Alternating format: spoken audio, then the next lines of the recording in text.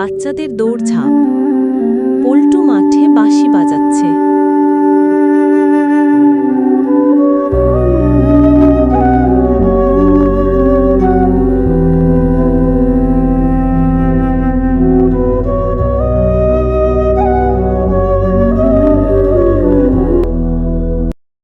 বাঁশি তো ভালো বাজাস, কিন্তু কাজের কাজ কিছু করিস?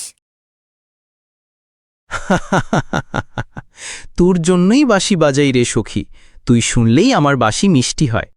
ছি ছি, এসব কথা মাঠের মধ্যে বলিস নাকি? লোকে শুনলে কি বলবে? বল্টু আর পাপড়ি ওরা দুইজন বসে বসে প্রেমের গল্প করতে থাকে। তখনই গ্রামের বল্টুর বন্ধু লিটন ওরা সামনের দিক দিয়ে আসতে থাকে।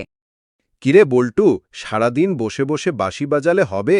তোর প্রেমের খবর তো সারা গ্রামে হাওয়া দিচ্ছে। পাপড়ির বাবার কানে পৌঁছতে বেশি সময় নেই। আরে লিটন, তুমি না থাকলে আমার প্রেম এত তাড়াতাড়ি ভাইরাল হতো না। কি সবার কাছে খবর পৌঁছে গেছে? হে ভগবান, আমি এখন কি করব? বাবাই যদি জানতে পারে, আমাকে কি করবে তুমি জানো? আমাদের দুজনকে আলাদা করে দেবে।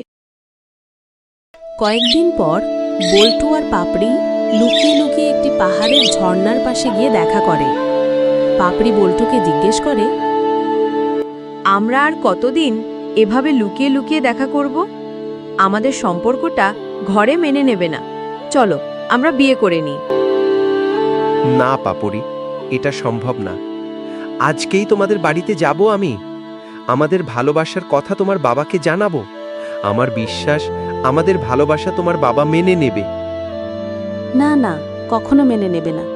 আমি আমার বাবাকে ভালো করে জানি। বিয়ে করে আমরা ঘরে ফিরে যাব। ও দেখো তো, সামনে একটি মন্দির দেখা যায়, চলো এখানে যাই।